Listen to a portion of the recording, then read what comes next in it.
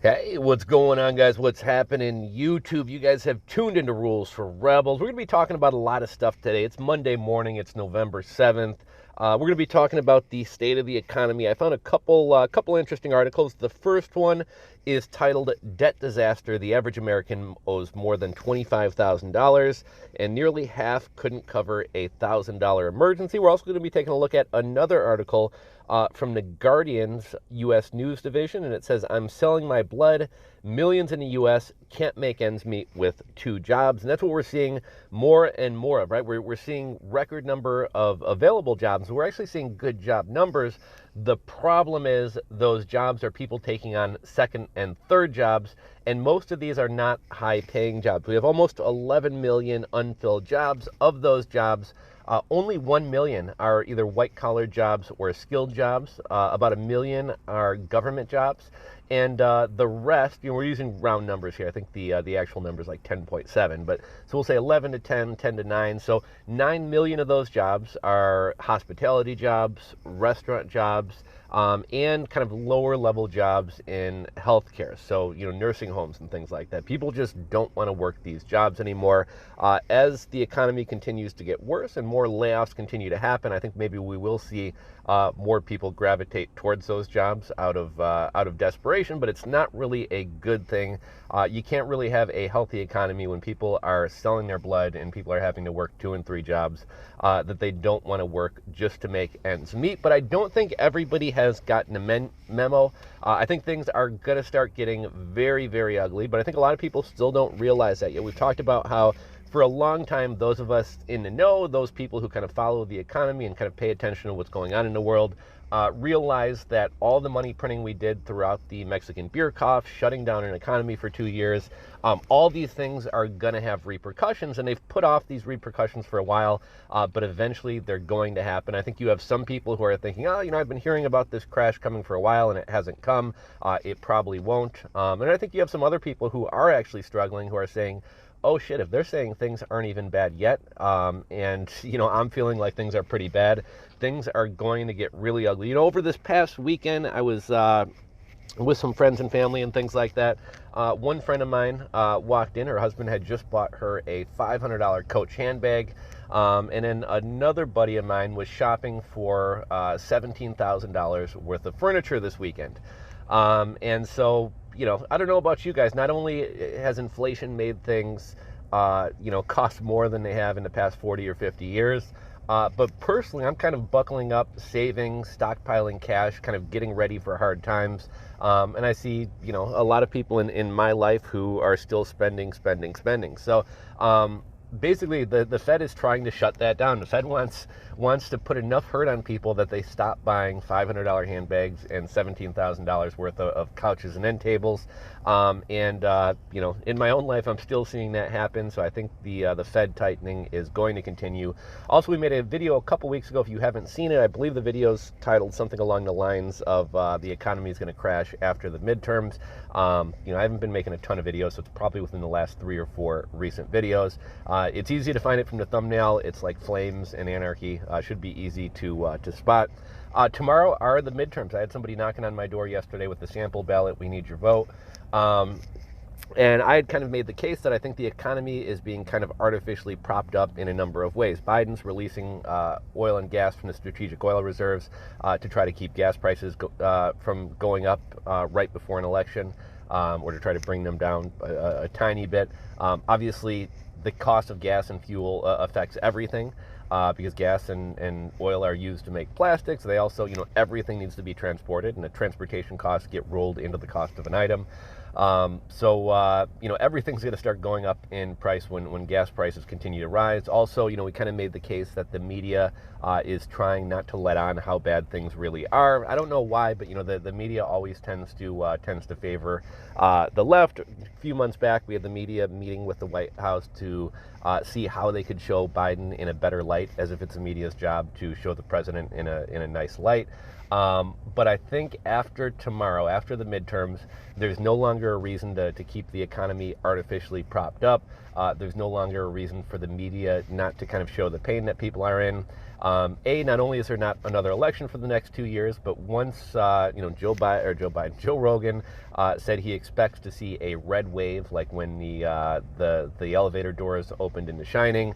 And even though Biden will still be president, if Republicans take over the House and the Senate, then as soon as because you notice how weird it is that like we're not in a recession, the looming recession, this recession that's going to come.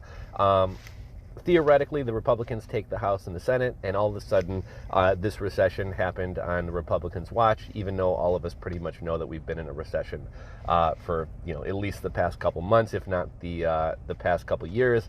Inflation's going to continue getting worse. It's not going to start getting better until I think the last quarter of 2024 or 2025, and that's according to Jerome Powell, the Fed, and even the Bank of England as well. If you guys are in a position where you have a little bit of disposable income, you may want to consider start investing it. I've been trying to get a lot of my friends to invest for years, and slowly, one by one, each one will kind of come to me and be like, oh, could you help me set up an IRA? Could you help me set up a SEP IRA? Could you help me set up an investment account? Now, I've helped a couple friends do that. My girlfriend, she saves, she's good at saving. She saves cash, but like a lot of people, she has a hard time wrapping her head around, I don't want to risk my money. I don't want to lose my money. And you hear, she hears her boss and other people, oh my God, I'm down $70,000 on my retirement accounts. And I do think we're probably in for another year or two of pain. When you look at a lot of these stocks like Facebook, Snapchat, DocuSign, a lot of these other ones, and I don't necessarily think they're all great companies, but I do think there's a number of them that aren't going to be going away. And when you see that they're down 94% on the year, 89% on the year, 77% on the year, I think now is probably a good time to start dollar cost averaging in, even though we are in for a lot of pain. Typically, the stock market turns around before the Fed makes a turn, and before the economy starts getting better. So I got my girlfriend set up with a Wealthfront account yesterday. We funded it. We got regularly weekly contributions being made to it. And if you're in a position where you can cut back on Starbucks or video games or whatever else, it wouldn't be a bad time to start thinking about investing. Let's take a look at this first article from Study Finds. You guys know I love this publication. This is from their Money News section, and it's titled Debt Disaster. The average American owes more than $25,000, and nearly half couldn't cover a $1,000 emergency.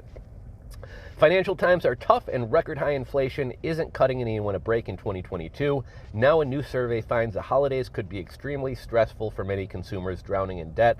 Turns out most people are still struggling in the wake of the pandemic, with 51% saying they're still living paycheck to paycheck. Again, you can't have a healthy society with over half of people living paycheck to paycheck, and I've actually seen recent stats that it's as high as 66% of people living paycheck to paycheck. You realize that eventually this is going to start affecting everybody, right? That 51% of people or 66% of people who are living the paycheck to paycheck, if they don't have money to go out to restaurants, these restaurants are going to go under. If they can't shop at their local retailers on Main Street, those businesses are going to go out of business. We already heard last month something like nearly 40%, I think it was 38 or 39% of small businesses couldn't pay their rent. In the restaurant sector specifically, it was 50% of restaurants couldn't pay their rent. If those restaurants go under, all the employees who worked at the restaurant go away.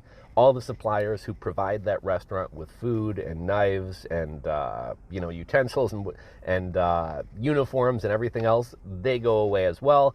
And then all the people who work for those businesses, as well as all the people who work for restaurants, they now don't have money to support their local restaurants, their local businesses, and things just continue to get ugly. People then see this happening and they decide to tighten up as well, which means less money is spent, and it just becomes kind of a vicious cycle. But let's get back into the article. Even more concerning, the average American is carrying $25,139 in debt.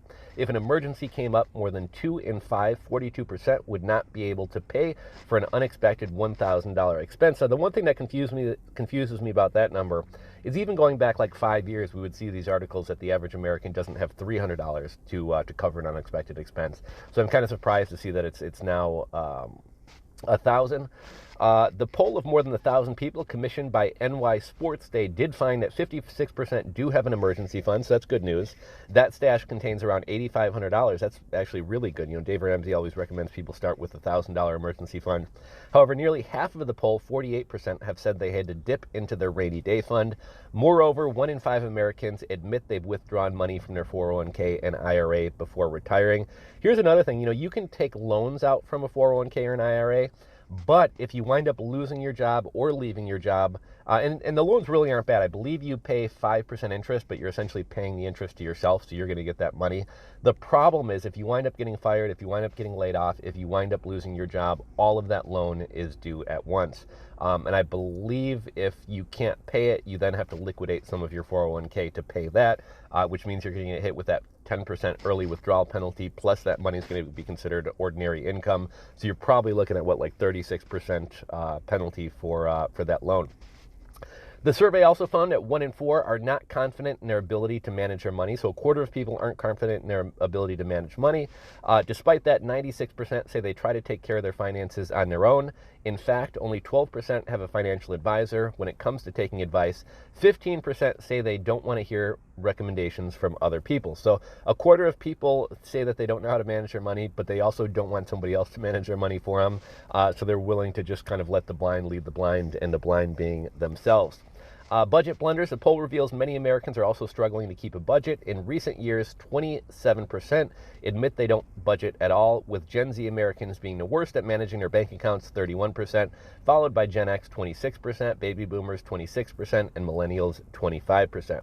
Almost half the poll, 46%, say the pandemic changed the way they manage their finances. The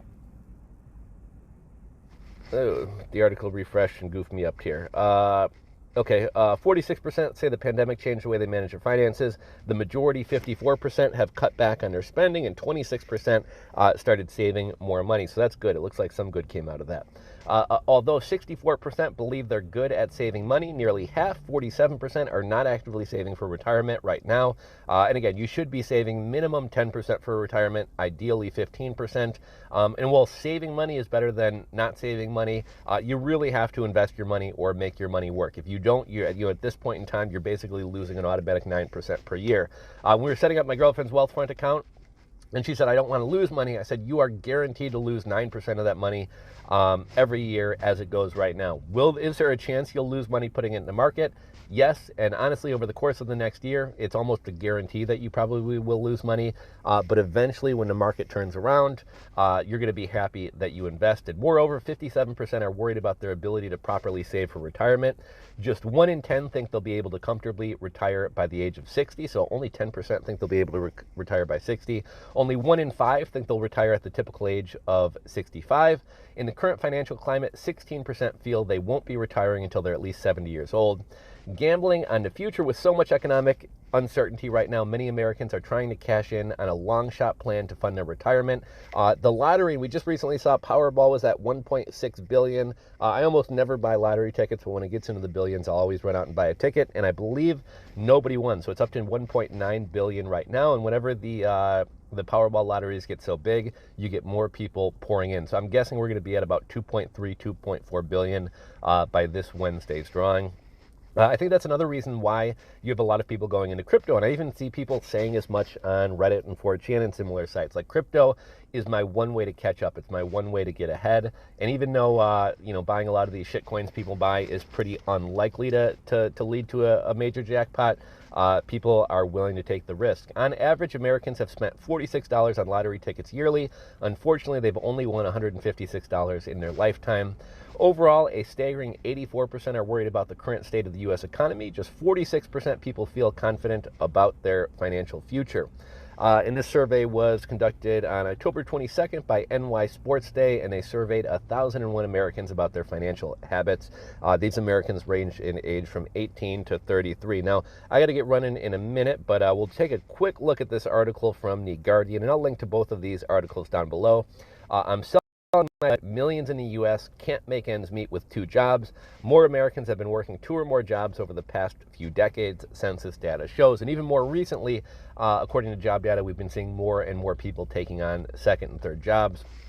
You know, I know it's always been kind of a joke that college students sell their blood or sell their plasma for beer money. You know, my grandma's got this hairdresser who does her hair, and she donates plasma once a week, and it can actually pay pretty good. I think she makes between $1,000 and $1,400 per month. You know, I could never do this. Not only am I afraid of needles, but you know, there's a reason people donate plasma, because other people need plasma. Obviously, not having enough plasma is detrimental to your health. And even though, or was it plasma, platelets, whatever it is, and even though, you know, supposedly you can safely donate plasma and your body regenerates, I can't imagine that it's healthy for a sustainable amount of time to every week be depleting your plasma and making your body make more. You know, I think there has to probably be some detrimental effects to your health from doing this. Let's take a quick look. I only got a couple minutes here, but millions of Americans are currently working 2 or more jobs in order to make ends meet as global inflation and corporations jack up prices have set prices of food, gas, housing, health insurance, and other necessities soaring in the past year. A 31-year-old Cash Lewis from Denver, Colorado, works 2 jobs and is currently trying to find a third to cover the recent $200 monthly rent increase to her apartment. She works as a barista at Starbucks during the day, but claims it's been difficult to get enough hours, even taking extra shifts, when she can due to scheduling cuts as part of the crackdown on union organizing management. You know, and let's talk about layoffs real quick. I'm not going to go too much further into this article. I'll link to it. You guys can read it for yourself, or maybe we'll cover it in a follow-up video. But Walmart's closing stores. Wells Fargo has told their employees to brace for mass layoffs. Facebook initially halted hiring, but now says that they're going to be doing major layoffs as well. And we're starting to see layoffs hit sectors besides just mortgage and tech and real estate. If we just search the word layoffs, and let's see kind of some news articles. Facebook parent Meta is preparing to notify employees of large-scale layoffs. Looks like most of these stories are going to be about Facebook. Meta, man, everything's Meta. Okay, let's go back to the regular Google. Maybe if we search job cuts instead. Job cuts. You know, Intel's laying off 20% of their employees. Twitter just fired 50% of their employees. Ford is making cuts. Peloton is making cuts. Let's see. Intel plans to cut thousands of jobs. Yeah, you know, looks like most of the headlines are kind of targeting Facebook, since they're one of the recent ones to make this announcement. I got to get running, so we're going to have to cut this video short, but let me know your guys' thoughts about kind of everything we've discussed in this video. Drop a comment down below. If you're not subscribed to the channel, click that subscribe button down below and ring the bell. If you enjoyed the video, give it a thumbs up. I'll link to the articles we discussed down below, and I will catch you guys in the next video, guys. Peace.